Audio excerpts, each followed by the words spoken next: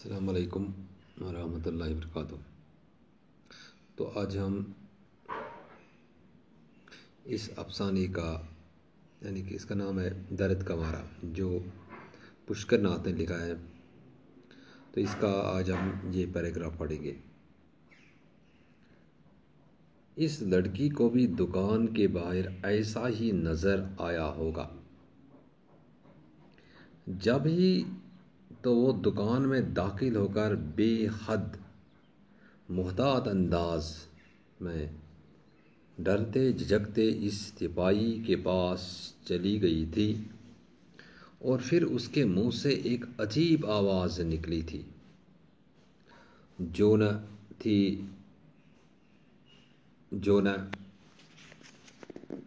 चीख थी, न कलिमा हैरत था, न इज़हार इनबिसात था। एक अजीब सी आवाज़ थी जो शायद हर बच्चे के मुंह से निकलती है जब वो पहली बार सूरज को तुल्लू होते देखता है। तो ये जो इक़्तिबास है, ये दर्द का मारा अफसाना से लिया गया है। लेकिन इस अफसाने का नाम है दर्द का मारा। तो इसके एक दो लेक्चर हमने पढ़े हैं। तो ये अफसाना जो है ये पुष्कर नाथ ने लिखा है। तो इस अफसाने में मुसन्निफ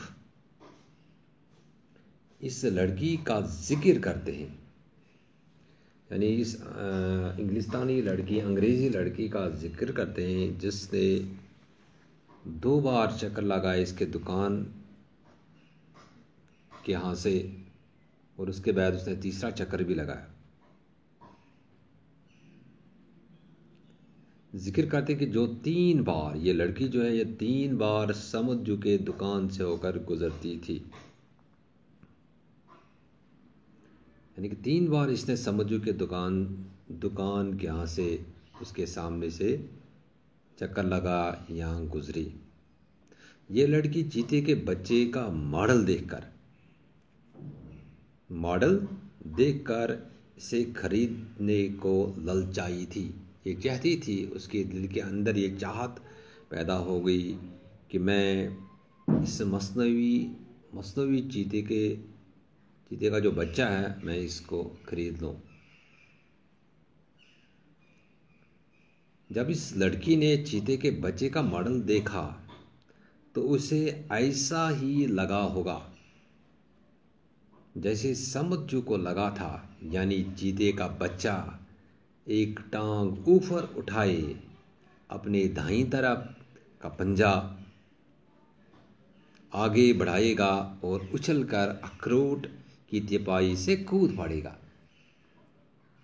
यानी कि ये खुद समुद्र को भी लगा कि उसने ये कारीगरी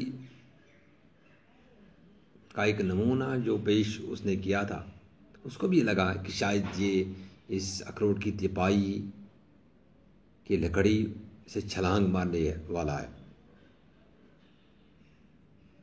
इसलिए वो लड़की दुकान के अंदर आकर बहुत सी एहतियात से डरते और हिचकिचाते हुए इस तिपाही के पास चली गई। यानी कि डरते हिचकिचाते वो इस तिपाही के पास पहुंची। इस अखरोट की लकड़ी जहाँ पर ये चीते का बच्चा था, मसनवी चीते का बच्चा, तो जब वो वहाँ पर पहुंची, इस आवाज़ में खुशी और मसरत थी। तो और वहाँ पहुंचकर इसके मुंह से एक अनोखी आवाज़ निकली थी। जो ही वो वहाँ पर पहुंची तो उसके मुंह से एक अनोखी, एक अजीब आवाज़ से निकली। एक अजीब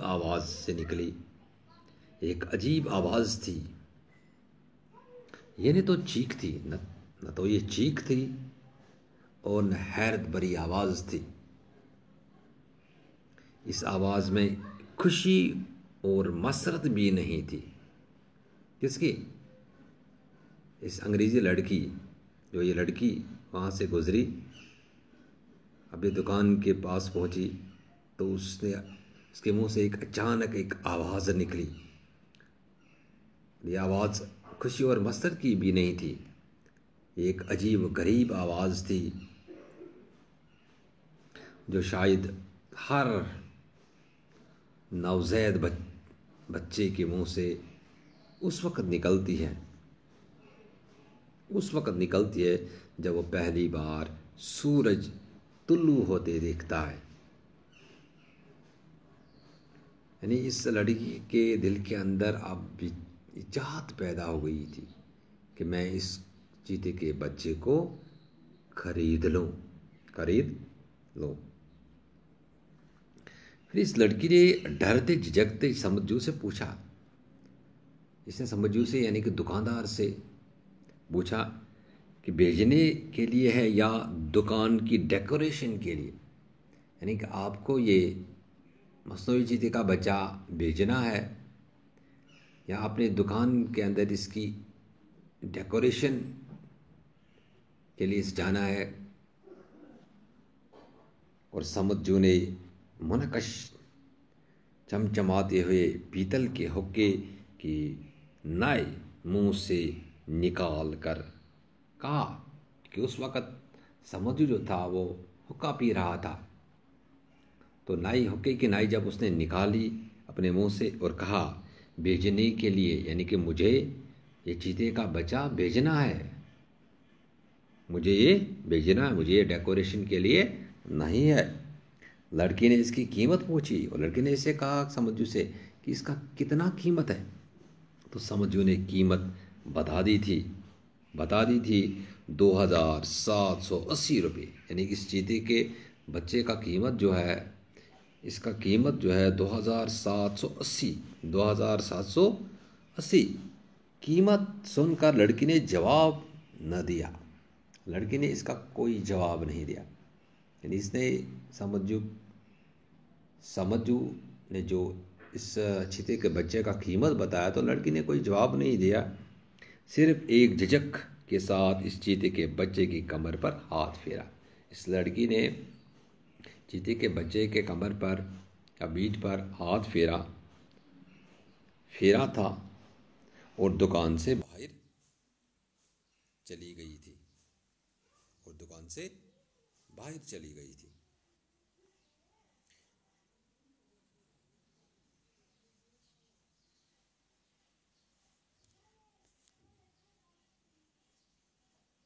ये कोई 11 बजे के करीब की बात थी। 2 बजे दिन के वक़्त जब समझू दुकान के अंदर